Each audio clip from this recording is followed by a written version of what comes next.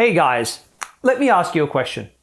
Have you ever had the insanely frustrating experience of having this girl you really like, you try to talk to her as often as you can, you try your best to flirt with her, but all of a sudden when you try to ask her out on a date or you try to make a move, she says, let's just be friends? Have you ever had the experience of going out to a bar or a party somewhere and you get a girl's number, you think she likes you, but then it becomes abundantly clear she's just trying to be your friend? I mean, it's frustrating, isn't it? So what is the difference between some guys who just never seem to get the let's just be friends chat and other guys who women never seem to see them in a sexual light? They just seem to see them as a mate. Well, over the past 10 years, I've been working as a dating coach and I've been working with guys, helping them get through this. And what I'm going to share with you today is 5 strategies to get women to see you sexually and to crave and desire you sexually. It's not that hard when you know how. So keep watching, and I hope you learned something of value today.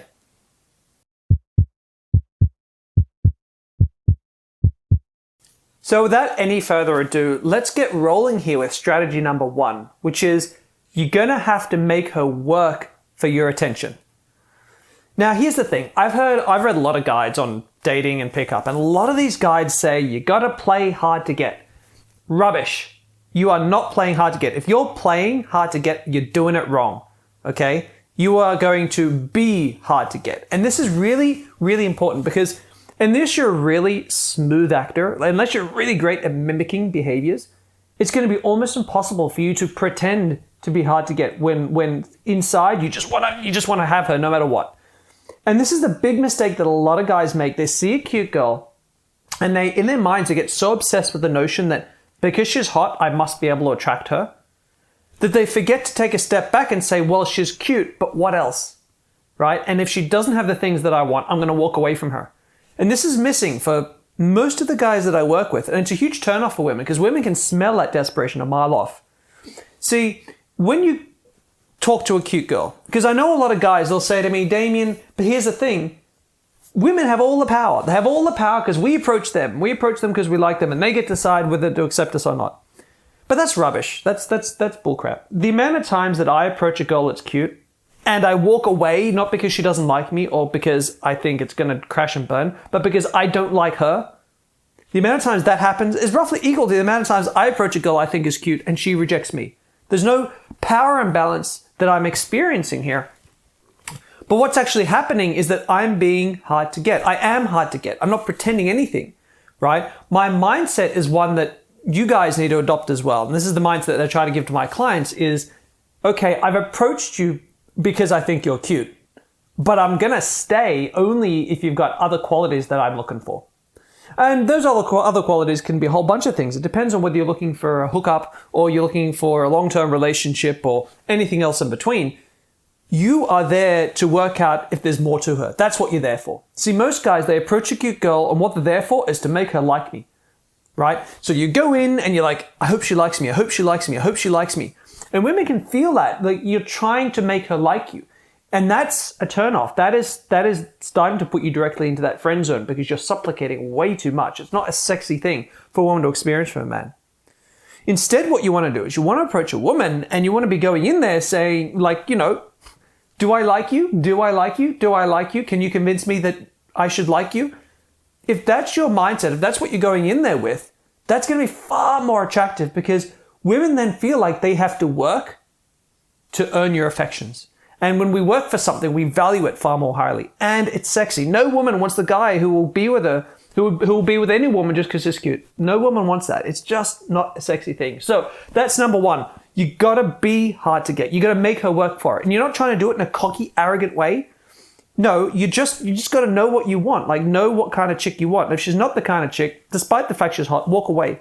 I guarantee if you start doing that, your confidence is gonna go up. And women are going to find you more attractive. And they're going to find you more attractive, not just because you're making them work for it, but because your self-confidence has gone up. So that's point number 1.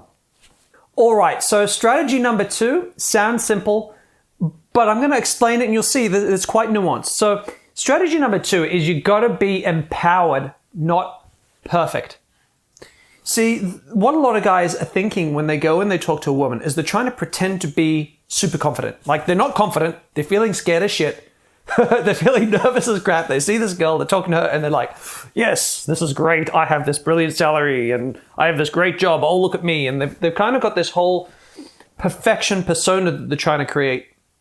And that's not quite hitting the mark. That's not quite what women are looking for. See, women aren't looking for perfection. Perfection is boring. And if you need an example of that, I don't know, look at any Hollywood movie ever made, right? There is never a character who's perfect. Okay, every character has flaws, and anyone who writes stories knows it's the flaws that makes us fall in love with the character. It makes the characters attractive. It makes the character sexy. There's no movie you can point out where there's a character who's perfect, who's got it all sorted out.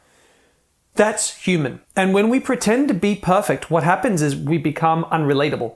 And when women find a guy unrelatable, when she can't sink her teeth into anything about his personality because he's perfect, she loses interest, and she loses interest fast. And it also feels very try-hard because we know no one's perfect. And so when you're constantly trying to pretend to be confident, especially pretending to be confident, because when guys pretend to be super confident, they often come across as cocky or arrogant or self-obsessed. And all those things in general are turn-offs. So what does empowered mean? And what does that mean as opposed to perfection? Well, empowered is this. Empowered is a man who knows life's difficult, who knows that things are imperfect, whose life isn't perfect, but is in charge of the direction that his life takes, right? So a person who's empowered feels like they're in control of their lives. Not that their life is perfect, but that they're in control of it, right? That they're moving things on purpose in the direction they want them to go. A person who's disempowered is a person who feels about their life like, oh, woe is me. Oh, everything's happening to me and there's nothing I can do about it. And I'm a victim of circumstance, and that's disempowered. Now, disempowered is very, very unsexy. And empowered, the more empowered a man feels, the more sexy he is to a woman. In fact, the more sexy a woman is to a man as well, the more empowered she is. But it's really, really attractive feature in a man. And so what empowered looks like, empowered is like, if you approach a woman and you're feeling really nervous, right? And you're like, you're shaking or you're saying random stuff because your brain isn't thinking really clearly. Empowered is like, wow, you know what? I'm feeling super nervous right now. So my brain has come to a complete standstill. My apologies for that. But you are really cute. And I do want to try to get to know you. So, you have to ignore my ramblings a little bit here and then asking another question. That's empowered. That's like saying, hey, I'm nervous as shit. My brain's not working properly. Crap. But, I do want to talk to you. So let me try to pursue on further here. That kind of, it's confidence in your inconfidence, right? You're admitting that everything isn't perfect, but you're in control of it. And, it's women love firemen who run into burning buildings to save kittens, not because he's fearless, but because he feels fear and he's willing to take action anyway. That's empowered. So yeah, it's really, really important thing. And it's a really sexy thing for a woman to feel a man who's empowered. If you, for example, are living at home and you're feeling insecure about that, find an empowered vantage point to describe that situation to her, right? Don't just say, oh yeah, I live with my parents because I'm a poor uni student. So what does the empowered version of that sound like? So the empowered version of that is, well, right now I'm so focused on my career that I'm just staying at home with my parents and studying this uni degree because I've always wanted to do this, and I'm damn well going to get this degree, and I'm trying to save as much money as I can so that as soon as the degree's done, I can hit the ground running. That's empowered. That's not I'm a bum living with my parents and I got no money. That's I'm a man who's focused on what he wants and I'm going to get it. Women will respect and find that sexy. They're not going to hate on you because you live at home, right? But it's like that for a lot of the details about yourself that aren't ideal. If you put it in an empowered context, it's going to be sexy. If you describe it in a disempowered way, you feel disempowered in your life, women are going to be turned off by you. So the third strategy is that you need to be able to make women feel like they're really unique. You need to be able to make them feel like they're intriguing to you. And you need to be able to make them feel sexy as hell. But the key is that they need to have earned it.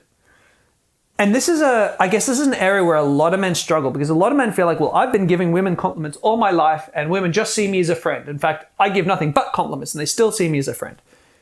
Yeah. Let me go into this in a little bit more detail because this is an important distinction. Compliments alone, giving compliments is an art form because we have to give compliments only when they're earned and sparingly. So people have to work for them. One of my very first clients actually pointed this out to me when he was watching me do an approach. And he said, you know that girl that I asked you to go and approach for me? She wasn't that hot. There were plenty of hotter women in the bar. But you made her feel like she was the center of your world in that moment, and you made her feel like you would walk away at any time if she didn't impress you. I could see that, like that vibe was there. You were willing to walk away, but while she had your attention, you gave it to her and you made her feel good about herself. And the better you made her feel about herself, the more she wanted to hang out with you. It was incredible. Because making a person feel good about themselves is not a bad thing, right? It's human nature. We all love people who make us feel good about ourselves. But only when they feel like they've earned it. So how do you make a woman feel like she's earned it? Well, I'll give you an example. Imagine I see a girl in a club and I walk over and I talk to her. Now, the second I walk over and say hello, like she's got laser vision. She's got my entire attention. And I'll interact with her. And the second she says things that I don't like about herself, what's happening, this is organic. This isn't like a form of manipulation. This is because this is how I'm feeling. The second she says things that I'm not, aren't great about herself, I'll take a step back, right? I'll start to break eye contact. I'll lose some eye contact with her. She can feel that all of a sudden that laser focus is moving away. And any time that she says things to me that I really do like about her, that's a turn on to me, that's really great, I all of a sudden, bam, center of focus, center of attention, right? So what happens is that I'm there and any time that I'm feeling turned on, that I'm enjoying the interaction with her, bam, she's everything. Anytime she says things or she does things that I don't like, she starts to lose me. And this is true because the more things she says that I don't like, again, it comes to point one, she's got to work for it. I'm going to leave if she says enough things I don't like. So I'm on my way out and then she pulls me back in. That's number one. That's her feeling like she's the center of my world, like she can be the center of my world. But the second thing is that she's intriguing. And this is a mindset thing because when you walk over and you talk to a woman, what I'm trying to do is I'm trying to find something about her that I find genuinely interesting, other than the fact she's got great boobs. Right? If you can't find anything in a woman that you find genuinely interesting, walk away. There are plenty of really uninteresting women in the world. You shouldn't be trying to shag them all or date them all. Definitely not. Right? So yeah, you're trying to find, and you get good at finding things that are really interesting about a woman. And once you do, what I do when I find something about her that's really interesting, I'll say, that's really cool. Like a really genuine compliment. I'll say, that's really cool. I've never heard of that before. Tell me more about it. How does that work? Like, how did you even get into that? So what I'm doing is I've found something interesting and intriguing, and I'm letting you know how fascinating and intriguing I'm finding it. So I'm letting you know that she's interesting and intriguing, and we all want to feel that, right? But that's only going to work if we've earned it. If I talk to a girl and I say, what do you do? And she says, I'm a dental assistant. I'm a dental hygienist. And I said, oh, wow, that's fascinating. Tell me all about that. It's going to sound fake and she's going to lose interest, right? It's got to be genuine. It only works when it's genuinely something you think is fascinating and interesting. So that's step two. That's the genuinely fascinating and interesting. And once she's done that, so once I've reached that point with her and then what I do is I say, hey, is she responding to me? Is she flirting back with me? When I tease and banter with her, is she returning that to me?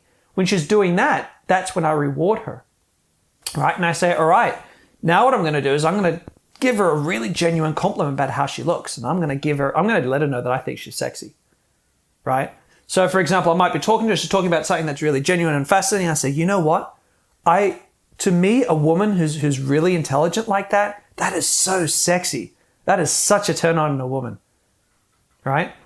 I've made her feel sexy. I've told her that she's sexy, that it's a turn on, right? But does that feel sleazy? Not in the context of where we are in the conversation, right? Because she's worked for it. She's earned that compliment. And so I've become good at making women feel unique and interesting and fascinating and sexy. And when women feel that, boy, oh boy, they're going to want to take that further with you, right? Because we are drawn to people who make us feel good about ourselves. But to be able to really do that, that's an art form. So, work on that. Work on making people feel genuinely good about themselves. But again, when they've worked for it. Strategy number 4 shouldn't come as a surprise. Okay? Strategy number 4 is you got to be able to tease and banter and have fun. I've often said that rapport is like liking. When we have rapport with someone, we like them. When we laugh with someone, when we're teased and banter, that's when we're turned on by someone. And honestly, that's what most of flirting with a girl is all about. If you get a woman laugh, there are multiple studies that show the more a woman laughs at a guy, the more a guy makes a woman laugh, the more likely she is to be sexually interested in him. Go ahead and do your research. There's tons of it. There's oodles of it. In fact, there's research into types of humor, like negative humor, sarcastic humor, positive humor, all that kind of stuff. Look into it. There's a whole bunch of research there. But the key takeaway is that the more you get a woman laughing, the more she's likely to want to hang out with you. And even better, if some of that laughing is you making fun of her in a playful, affectionate way, right? Teasing and banter, right? Having some fun at her expense, but not in a cruel way.